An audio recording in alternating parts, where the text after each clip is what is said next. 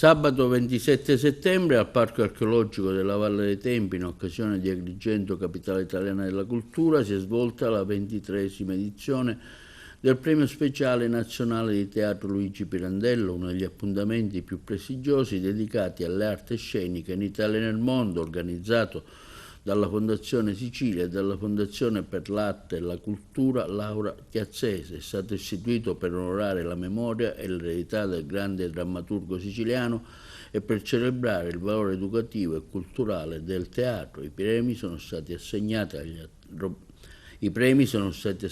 a Roberto Andò e Sonia Bergamasco. Presidente Raffaele Bonsignore della Fondazione Chiazzese, organizzatore del premio Luigi Pirandello. Ci troviamo ad Agrigento, tutto qui parla di Pirandello, di teatro, di cultura. C'è sempre stato un collegamento tra questo premio e Agrigento.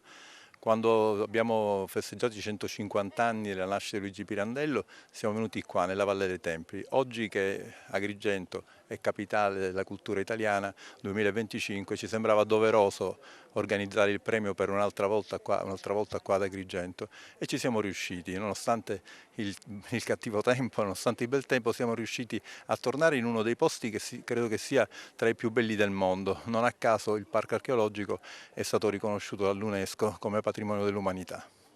Professoressa Di Natale, Presidente Fondazione Sicilia, siamo in un contesto che parla d'arte, parla di cultura e stasera si consegna il premio Pirandello, Luigi Pirandello. Certamente non ci poteva essere cornice più adatta di questa, la Valle dei Tempii ad Agrigento, Agrigento capitale italiana della cultura del 2025, non si poteva festeggiare meglio che con il premio Pirandello, il luogo più adatto e la cornice migliore. Roberto Andò, notissimo regista siciliano e stasera tra i vincitori del premio Luigi Pirandello. Che emozione è?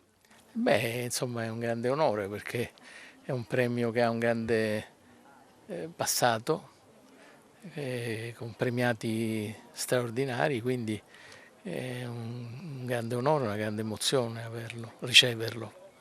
E anche il nome di Pirandello, insomma ho dedicato alcune cose a lui e mi fa piacere in qualche modo che questo premio sigli questo lavoro. Vincitrice con Roberto Andò del premio Pirandello, Luigi Pirandello edizione 2025. Che tipo di emozione è? Un premio ad Agrigento, in Sicilia, dove lei ha lavorato tanto. Ci dica come si sente. C'è tanta Sicilia finalmente in questo ultimo periodo.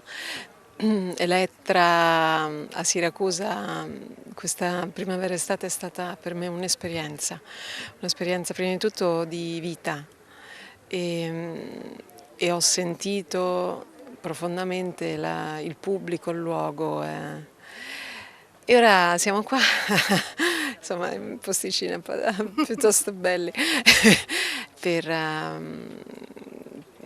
un premio bello, importante, insieme a Roberto Andò, che è regista di Elettra, con cui ho condiviso questo percorso. E poi sarò a brevissimo, l'11 ottobre a Palermo, al Teatro Biondo, con un mio spettacolo a tema sicilianissimo, perché si intitola La principessa di Lampedusa ed è di Ruggero Cappuccio, autore di un libro con lo stesso titolo, La principessa di Lampedusa, che racconta la storia di una grandonna, la madre di Giuseppe Tomasi, l'autore del Gattopardo. Una vita dedicata a studiare tutte le opere, tutto il lavoro di un grande Luigi Pirandello. E oggi un premio che ha, insomma, di sicuro piacere di ricevere. Ci racconti? Sì, perché ha approfondito, perché ha avuto Pirandello come l'autore del cuore, ricevere poi un premio a lui intitolato in un luogo magico come questo è una grande gioia e un grande onore, anche perché gli scrittori anche se grandissimi come Luigi, hanno sempre bisogno di essere riproposti, di essere studiati, di essere pubblicati, eccetera. Ecco, perché nella memoria non solo di noi, ma soprattutto dei giovani, devono essere coltivati.